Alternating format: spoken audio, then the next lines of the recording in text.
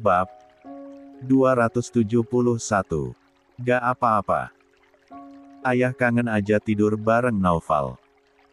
Takutnya besok-besok harus keluar kota, jadi gak ketemu Naufal, jawab Ricky sambil mengusap pucuk kepala anak tirinya itu.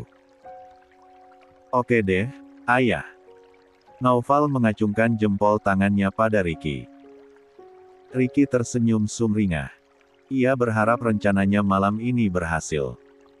Saat makan malam tiba, Naufal langsung mengutarakan keinginannya untuk tidur bersama sang ayah pada Nuri. Boleh, tapi jangan minta pindah tengah malam, apalagi nangis, ujar Nuri. Siap, Bu, jawab Naufal meyakinkan. Ricky tersenyum simpul. Setelah membantu Nuri membereskan meja makan dan mencuci piring kotor, Ricky sempatkan dulu untuk menemani Naufal belajar. Sudah jam 8. Giliran Bobo. Tutur Ricky antusias. Naufal mengangguk pelan. Setelah menggosok gigi, mencuci kaki dan tangan, dia bersiap tidur bersama ayah tirinya. Ayah bacain dongeng, kata Ricky sambil duduk bersandar di kepala tempat tidur. Ia membacakan sebuah kisah sambil mengelus-elus lembut rambut Naufal. Hingga tak butuh waktu lama, anak lelaki yang berusia 5 tahun itu tertidur. Ricky sengaja tak langsung tidur. Saat menyadari waktu Nuri untuk tidur sudah tiba, dia bergegas turun dari tempat tidur lalu berjalan keluar kamar dan menuju kamar Nuri. Nur, katanya sambil mengetuk pintu kamar sang istri. Kenapa, Mas? Tanya Nuri sambil membuka pintu. 137. Tidur di kamarku saja, temnani Naufal. Aku mau keluar sebentar soalnya, ada urusan, kata Ricky. Iya, Mas. Hati-hati, balas Nuri. Ia memang tak terlalu sering bertanya tentang kegiatan Ricky. Apalagi bepergian sang suami baik siang ataupun malam sudah tak aneh lagi baginya. Karena sejak awal ia paham kalau Ricky orang yang sibuk. Aku bawa kunci cadangan. Gak perlu nunggu aku pulang, timpal Ricky. Nuri mengangguk kemudian berjalan menuju kamar Naufal. Sementara Ricky langsung keluar dari rumah dan menyalakan mobil kemudian mengemudikannya. Hanya sampai depan lalu berhenti dan berdiam diri sejenak di dalam mobil sambil menunggu Nuri kemungkinan sudah tidur. Jam menunjuk ke angka 10 malam saat Ricky turun dari mobil kemudian berjalan menuju rumah. Ia membuka kunci pintu depan pelan-pelan lalu masuk dan berjalan menuju kamar dirinya. Menempelkan telinga ke daun pintu untuk memastikan di dalam sana sudah tidak ada aktivitas apapun. Hening. Ricky tak mendengar suara apa-apa. Ia pun bergegas masuk ke kamar Nuri lalu menguncinya. Bersiap mencari apa saja yang mungkin bisa dijadikan jawaban atas tanda tanyanya. Setiap hari, Nuri memang tidak pernah bepergian kemanapun. Hingga menyulitkan Ricky bisa dengan leluasa berada di kamar sang istri. Maka terpaksa ia melakukan drama di malam ini. Ricky kembali membuka laci nakas. Memeriksa setiap isinya. Satu demi satu. Tak ditemukan apapun. Ia lalu beralih pada lemari pakaian Nuri. Tak juga menemukan apapun. Hingga matanya menatap sesuatu menyembul dari tumpukan baju paling bawah. Ricky gegas menarik beberapa kertas tersebut. Di antaranya hasil pemeriksaan USG juga sebuah amplop bertuliskan logo RS. Saat mengeluarkan kertas dari amplop tersebut, mata Ricky melebar sempurna dengan jantung berdegup kencang. Kertas-kertas di tangannya pun sontak jatuh berhamburan seiring tubuhnya yang ikut ambruk sembari menahan tangis. 138. Sekuat apapun Ricky menahan kesedihannya setelah melihat hasil pemeriksaan Nuri, ia tetap tak sanggup hingga air matanya tumpah juga. Sambil berlutut di atas lantai, tubuh kekar Ricky berguncang. Ia menangis tanpa suara dalam keheningan malam. Sekali lagi, Ricky meraih kertas tadi kemudian membaca ulang tulisannya. Berharap apa yang dilihatnya tadi hanya kesalahan. Kanker hati, gumam Ricky dengan air mata kian mengucur deras menyadari jika penglihatannya tadi tak salah. Sang istri yang begitu dicintainya dan diperjuangkan dengan tidak mudah, nyatanya mengidap penyakit berbahaya. Sejak kapan? Kenapa aku gak pernah mencurigai ini sebelumnya? Padahal dia istriku. Dia tanggung jawabku. Kenapa? Ricky terus menyalahkan dirinya sendiri yang merasa abai padahal Nuri sendirilah yang memang menutupinya. Kenapa, Nur? Kenapa kamu tidak pernah menceritakan ini padaku? Kenapa kamu simpan ini seorang diri? Padahal jika aku tahu lebih awal, aku pasti bisa mengusahakan kesembuhan dirimu dan bayi kita. Ricky kembali bergumam. Masih dalam tangisnya, Ricky beralih mengambil foto hasil USG. Dalam linangan air mata, ada seulas senyum yang tersungging di bibirnya melihat foto USG tersebut di mana sudah terlihat bentukan bayinya. Sayangnya, Ricky tidak mengerti tulisan-tulisan apa yang ada dalam hasil pemeriksaan USG tersebut. Ya Allah, tolong lindungi istri dan calon bayi kami. Beri keajaiban agar keduanya bisa selamat dan istriku sembuh dari sakitnya. Ricky menengadah, mengiba pada Sang Maha Kuasa. Semalaman itu, Ricky hanya menangis sambil merutuki dirinya sendiri. Sesekali mengelus lembut tempat tidur dan bantal yang selalu digunakan sang istri. Tempat tidur yang hanya berisi kesunyian. Tanpa kehangatan layaknya suami istri normal pada umumnya. 7 bulan sudah aku menantimu, Nur. Menanti hari di mana kita bisa bersatu seutuhnya. Menjadikan pernikahan kita seperti pernikahan suami istri pada umumnya. Dan di saat waktu itu akan segera tiba, ujian yang lebih berat justru kembali menimpa kita, lirih Ricky dengan air mata mulai mengering. Malam kian merangkak naik. Bahkan hari pun sudah berganti. Tapi mata Ricky seolah begitu jauh dari rasa kantuk. Tak mungkin ia bisa tertidur setelah mengetahui rahasia sebesar ini. Yang ada perasaannya campur aduk. Kaget, takut, cemas, semua bercampur menjadi satu. Di dalam kegamangan itu, Ricky memilih untuk mengambil air wudhu kemudian mendirikan salat tahajud. 2 rakaat yang dilakoninya terasa lebih khusyuk dari sebelum-sebelumnya bahkan sesekali diringi air mata yang muncul di pelupuknya meski mati-mati ia menahannya agar tak tumpah. Setelah selesai mendirikan salat, barulah tangis itu kembali pecah saat ia menadahkan tangan dan berdoa dalam kesunyian malam. Memohon keajaiban untuk sang istri dan bayi tercinta. Bayi itu memang bukan darah dagingku, tapi aku menyayanginya. Aku menerimanya dengan ikhlas ya Allah. Tolong selamatkan istri dan bayi kami. Hamba mohon, lirih Ricky dengan sungguh-sungguh. Sampai subuh menyapa, Ricky masih di posisi yang sama. Berada di atas sajadahnya. Ia lalu melanjutkan dengan 139. Mendirikan salat 2 rakaat sebelum subuh dan salat subuh. Begitu Ricky mengucap salam, kenop pintu kamar tersebut berputar namun pintunya tak terbuka karena Ricky masih menguncinya. Ricky gegas berdiri, mengambil napas panjang sebelum membukakan pintu. Perasaannya sudah tak karuan, entah harus bagaimana ia bersikap di depan Nuri. Ingin marah karena merasa kecewa karena tak diberitahu, tapi tidak mungkin. Begitu pintu terbuka, mata Nuri melebar melihat ada Ricky di dalam kamarnya. Padahal ia mengira jika Ricky tidur di kamar tamu. Mas tidur di sini? Tanya Nuri sambil melenggang masuk ke dalam kamar setelah Ricky menepi untuk memberi jalan. Kaki Nuri terhenti saat melihat kertas-kertas yang berada di atas tempat tidur.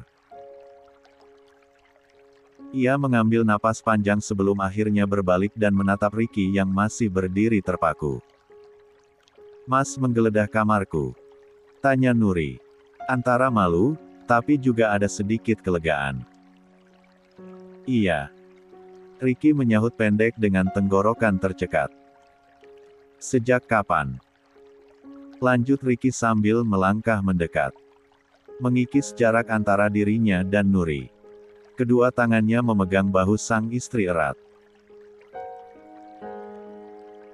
Aku baru mengetahuinya 3 bulan yang lalu, ungkap Nuri sembari menunduk. Tak berani menatap Ricky yang sedang melihat dirinya dengan tatapan iba. Kenapa kamu tidak langsung katakan padaku, Nur? Kita bisa cari cara agar penyakit itu pergi dari tubuhmu, tekan Ricky semakin menguatkan cengkraman tangannya pada bahu Nuri. Maaf. Hanya itu jawaban Nuri karena sibuk menahan tangis. Bukan jawaban itu yang aku butuhkan, tapi kenapa? Kenapa keberadaanku sebagai suamimu seolah tak dianggap? Kenapa kamu rahasiakan hal sebesar ini dariku? Padahal aku bertanggung jawab penuh atas dirimu, timpal Ricky tak bisa menahan kekecewaannya. Karena aku terlalu banyak membebanimu, Mas. Aku gak mau menambah beban dirimu dengan penyakitku ini, dengan menikahiku saja, Mas sudah tersiksa, aku gak mau menambahnya dengan penyakit ini, jawab Nuri dengan tangis yang akhirnya pecah juga. Ya Allah, Nur. Kenapa sejak dulu pikiranmu padaku tak pernah berubah? Apa pernah aku mengatakan kalau kamu adalah beban? Apa pernah aku mengatakan aku menyesal telah menikahimu? Apa pernah aku mengatakan bahwa aku tidak bisa menerima bayi itu? Tidak pernah. Yang ada aku selalu menunjukkan kalau aku mencintaimu dengan tulus. Dulu, kemarin, hari ini, juga nanti. Tak peduli sebesar apa ujian pernikahan kita. Aku tetap sabar menunggumu. Aku selalu mencintaimu, dan hidup bahagia bersamamu juga keluarga kita adalah impianku yang paling besar, ujar Ricky tegas tapi tetap terdengar tulus tanpa dibuat-buat. Maaf. Lagi-lagi hanya itu yang bisa Nuri katakan. Sudah. Sekarang salat subuh dulu, nanti setelah aku mengantar Naufal sekolah, kita ke dokter ya. Kita cari cara agar penyakitmu bisa sembuh. Aku berjanji akan berjuang demi keselamatanmu dan anak kita, tutur Ricky begitu lembut. Ia mengusap kedua pipi Nuri yang basah. Tapi, 140. Gak ada tapi-tapian. Ricky langsung meletakkan telunjuknya di bibir Nuri agar istrinya itu tak mengatakan penolakan apapun. Nuri mendengus pelan. Ia hampir berbalik tapi tangan Ricky kembali menarik bahunya. Kali ini langsung didekap erat dengan tubuh berguncang. Kamu harus sembuh. Kamu harus sehat lagi demi aku dan keluarga kita, desis Ricky di sela-sela tangisannya. Aku sayang kamu. Aku mencintaimu, hanya kamu, lanjut Ricky sembari mengurai pelukan. Tak lupa ia mengecup kening Nuri sebelum akhirnya membiarkan istrinya itu melenggang ke kamar mandi. Ricky sendiri langsung menuju kamarnya. Membangunkan Naufal dengan susah payah dan memintanya untuk salat. Rilky memang sudah mulai mengajari anak sambungnya itu untuk melakukan ibadah wajib 5 waktu. Biasanya dilakukan berjamaah. Tapi tidak kali ini. Naufal melakukannya sendirian meski nampak terpaksa dan malas-malasan. Meski begitu, Ricky sudah bahagia dan bangga. Karena ia yakin, lama-kelamaan anak tirinya itu akan mulai terbiasa dan merasa itu suatu kewajiban yang tidak boleh ditinggalkan. Pagi ini Ricky tak membiarkan Nuri untuk turun ke dapur apalagi mengerjakan pekerjaan rumah. Ia meminta istrinya itu untuk beristirahat saja di kamar. Di dapur, Ricky berkutat sendirian. Menyiapkan sarapan untuk keluarga kecilnya juga menyiapkan bekal untuk Naufal. 1 kepal nasi dengan 1 sosis goreng, nugget goreng, juga irisan timun dan wortel rebus yang disusun sedemikian rupa di kotak bekal anak sambungnya itu. Sederhana, karena ia tak biasa membuatnya. Namun kini bertekad untuk menyiapkannya setiap hari. Menggantikan tugas Nuri yang tak akan dibebani dengan pekerjaan rumah apapun itu. Naufal, ayo sarapan dulu. Ricky menyeru Naufal yang sudah mengenakan seragam taman kanak-kanak. Naufal menengangguk lalu duduk di kursi meja makan di mana di depannya sudah tersedia nasi goreng dengan telur mata sapi juga segelas susu putih. Habiskan. Sebentar lagi kita berangkat, kata Ricky seraya mengusap pucuk kepala Naufal. Ayah anterin dulu sarapan ke kamar ibu, lanjut Ricky lalu meraih nampan berisi sepiring nasi goreng juga segelas tinggi susu ibu hamil. Kemudian ia membawanya ke kamar Nuri. Sarapan dulu, Nur, aku akan antar Naufal sekolah. Setelah itu kita ke dokter. Kata Ricky begitu memasuki kamar. Harusnya Mas gak perlu repot-repot seperti ini. Aku masih bisa kalau sekedar menyiapkan sarapan. Aku semakin merasa tak enak dan tak berguna sebagai istri. Gak bisa melakukan apapun selain membebani Mas, timpal Nuri dengan sendu. Aku sudah jelaskan secara detail tadi. Gak ada beban, karena aku melakukannya dengan ikhlas dan senang hati. Jangan berpikir macam-macam lagi. Makanlah. Aku akan bersiap untuk mengantarkan Naufal, balas Ricky.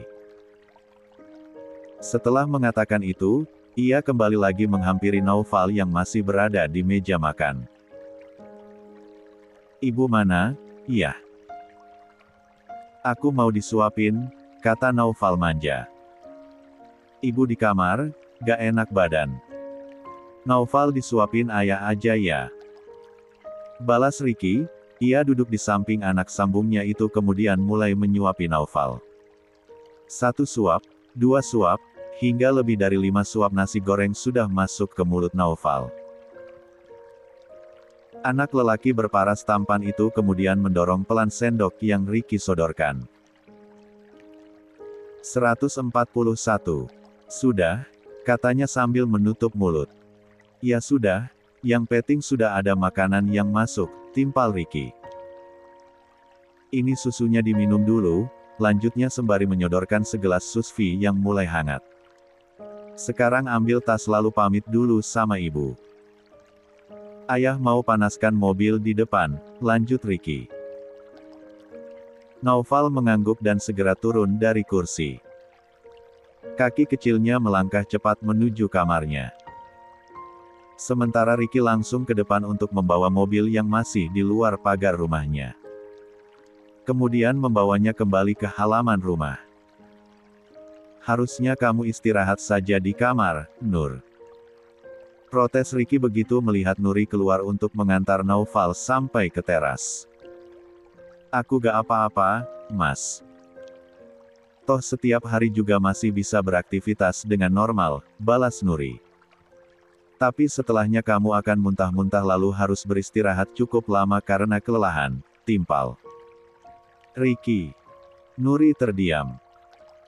Apa yang dikatakan Ricky memang ada benarnya. Beraktivitas sedikit saja selalu membuat Nuri merasa sangat lelah. Nuri berjongkok. Mensejajarkan kepalanya dengan Naufal. Belajar yang rajin, ya. Bekalnya habiskan. Kasihan ayah sudah bikinkan susah-susah. Tutur Nuri sambil mengusap lembut wajah Naufal kemudian mengecup kening sang putra. Baik, Bu. Naufal berangkat, ya. Dah ibu, dah adek bayi. Naufal sempat mencium perut buncit sang ibu lalu berlari kecil menghampiri Ricky yang sudah membukakan pintu mobil untuknya. Kamu siap-siap, ya. Nanti kita langsung berangkat. Kata Ricky sebelum masuk mobil dan duduk di samping Naufal. Setelah kepergian Ricky, Nuri kembali masuk ke dalam rumah. Perasaannya tak karuan. Telah merasa lega karena rahasia besar yang selama ini disimpannya terbuka sudah. Ia tak perlu repot-repot lagi menutupinya. Namun, Nuri juga merasa cemas. Takut penyakitnya itu menjadi beban pikiran untuk Ricky. Diakui ataupun tidak, aku memanglah beban untukmu, Mas. Kamu yang seorang perjaka, malah mendapatkan aku yang seorang janda memiliki anak. Selain itu, aku juga kembali hamil anak lelaki lain. Belum cukup sampai di situ, aku malah membebani dirimu dengan penyakit ini, gumam Nuri dengan segala penyesalan. Harusnya sejak awal aku tak membiarkanmu terperangkap hidup bersama denganku, lanjut Nuri yang terus meratap. Setelah setengah jam berlalu, Ricky sudah kembali. Ia langsung menghampiri Nuri yang baru selesai bersiap. Ayo, ajak Ricky sambil mengulurkan tangannya. Menuntun Nuri keluar dari rumah kemudian membantu istrinya itu untuk duduk di dalam mobil. Setelahnya, ia ikut masuk dan duduk di belakang kemudi. Kamu gak bekerja, Mas? Tanya Nuri begitu mobil melaju dan melewati kediaman Pak Damar. Aku sudah izin sama bos besar, jawab Ricky. 142. Apa kamu memberitahu Pak Damar tentang penyakitku? Tanya Nuri lagi. Ricky menggeleng. Aku hanya bilang akan mengantarmu kontrol ke dokter. Syukurlah. Tolong jangan katakan ini pada siapapun. Aku tidak ingin orang-orang berdatangan ke rumah dengan wajah iba dan prihatin. Aku akan merasa sangat memprihatinkan dan mengenaskan, pinta Nuri. Mereka sudah menganggap kita keluarga, Nur. Mereka pasti akan bersimpati dan membantu kesembuhan dirimu meski dengan doa, timpal Ricky. Tidak, Mas, aku belum siap. Balas Nuri. Baiklah. Tapi ikuti apapun perintahku. Kita akan lakukan apapun demi kesembuhanmu, pinta Ricky. Nuri hanya mengangguk tipis. Setipis harapannya sendiri untuk bisa sembuh dan kembali normal. Ayo turun, kita ke dokter kandungan langganan dulu. Setelah itu baru menemui dokter spesialis yang akan menangani penyakitmu, kata Ricky begitu menghentikan laju mobilnya. Lah turun lebih dulu kemudian membukakan pintu mobil untuk Nuri dan membantunya untuk turun. Tetap memegang tangan sang istri selama berjalan menuju ruangan dokter kandungan.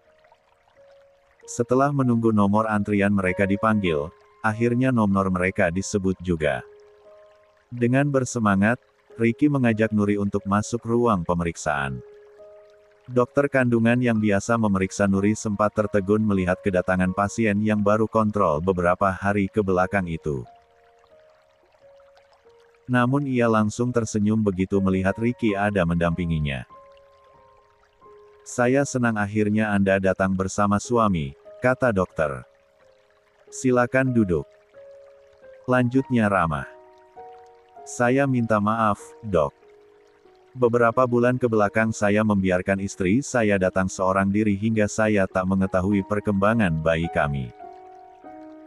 Saya juga baru mengetahui kalau ternyata istri saya ini mengidap kanker hati, tutur Ricky penuh penyesalan. Saat pertama kali saya mengetahui istri Anda mengidap penyakit kanker hati, saya sudah memintanya untuk langsung memberitahu Anda agar kalian bisa berdiskusi tentang kehamilan istri Anda. Kehamilan saat kanker cukup beresiko untuk ibu dan bayinya. Kehamilan yang masih muda, mungkin bisa dilakukan dengan kuret. Setelah itu, pasien kanker bisa mulai pengobatan yang akan dipilih. Salah satunya dengan kemoterapi. Tapi ternyata istri Anda memilih untuk mempertahankan bayinya padahal akan sangat membahayakan untuk keselamatannya sendiri. Dan karena kankernya tidak ditangani, akhirnya sekarang sudah memasuki stadium akhir, beber dokter. Ricky menghela napas dalam. Sungguh ia merasa sangat menyesal sekaligus bersalah karena terlambat mengetahui semua ini. Lalu apa yang harus kami lakukan sekarang, Dok? Agar keduanya bisa selamat, tanya Ricky harap-harap. Cemas. Saran saya, jika kehamilan istri Anda sudah cukup, kita bisa lakukan CSR untuk segera mengeluarkan bayinya. Setelah itu, biasanya dokter akan menyarankan transplantasi hati untuk kanker hati yang sudah kronis, saran dokter. Kalau boleh tahu, berapa lama waktu yang dimiliki pasien kanker hati kronis untuk bertahan hidup? Tanya. 143. Ricky harap-harap cemas. Dokter menghela napas panjang dengan tatapan sendu. Rata-rata 3-6 bulan. Mata Ricky membulat dengan buliran bening mulai memenuhi pelupuk. Apa bisa kalau saya mendonorkan hati saya untuk istri saya, dok? Tanya Ricky dengan ketakutan yang luar biasa. Takut jika istrinya itu tidak mampu bertahan. Mas. Nuri langsung menoleh sambil nenggeleng cepat. Rasanya ia tak sanggup jika harus membiarkan Ricky kembali berkorban sebanyak itu untuk dirinya. 144. Setiap hari, terasa semakin menyenangkan untuk sepasang suami istri baru yang hari-harinya masih dipenuhi hal-hal manis dan penuh debaran cinta. Tinggal berdua dengan semua aktivitas yang dilakukan sama-sama dengan penuh canda tawa membuat kedekatan mereka kian erat. Kian mengenal satu sama lain. Pagi sekali, Raya yang rambutnya masih tergerai basah sudah mulai sibuk berkutat di dapur. Mengenakan baju rumahan berlengan pendek dengan panjang selutut membuat ia merasa bebas bergerak. Tentu karena di rumah itu tak perlu khawatir akan dilihat orang lain karena tak ada siapapun selain sang suami. Masak apa, sayang? Raihan yang baru selesai jogging di sekitar rumah, menghampiri sang istri sembari merangkul mesra pinggang istrinya. Raya menoleh. Tersenyum manis menatap sang suami yang rambutnya lumayan basah oleh keringat. Sayur oyong, Mas, campur bihun. Sanma mau bikin mendoan juga, jawab Raya. Sudah joggingnya. Kok sebentar. Lanjut Raya. Sudah, gak perlu lama-lama kayaknya. Kan sudah olahraga sejak malam. Lebih berkeringat malah. Raihan tersenyum nakal seraya mengedipkan sebelah matanya. Lelaki dingin yang dulunya begitu datar itu kini telah berubah.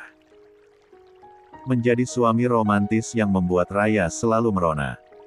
Gegayaan sih, pakai minta 2 ronde segala. Kan jadinya capek. Raya pura-pura mendelik manja dengan bibir mengerucut padahal untuk menutupi perasaannya yang salah tingkah. Namanya juga pengantin baru, wajar. Balas Raihan dengan senyum lebarnya. Siapa yang mewajarkan? Emang tahu kebiasaan pengantin baru? Tanya Raya menahan senyum. Tahulah.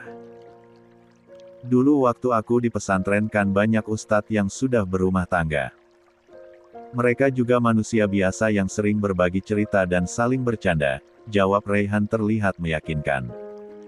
Istriku sampai demam gara-gara sehari semalam keramas lebih dari 5 kali.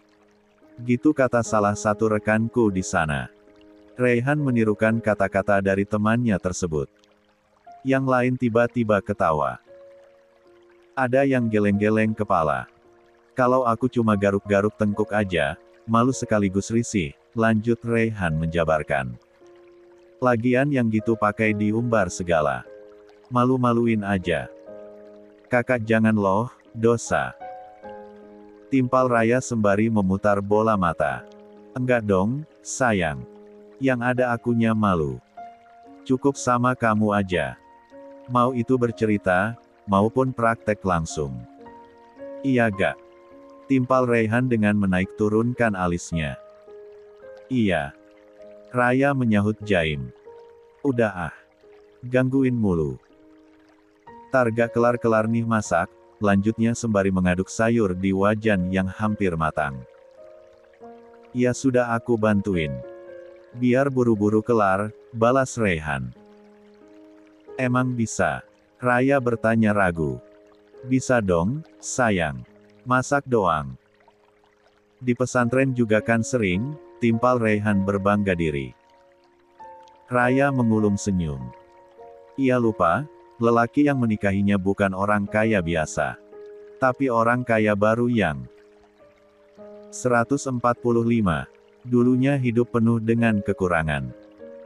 Tak heran jika suaminya itu sudah lihai dalam beberapa bidang termasuk beres-beres rumah, mencuci, dan sebagainya.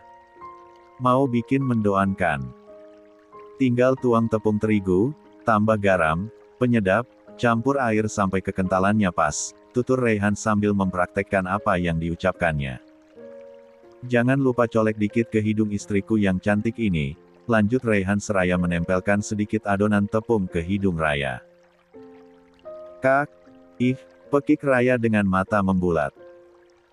Aku balas ya, lanjut Raya dengan tangan terulur hendak mengambil adonan tepung tersebut.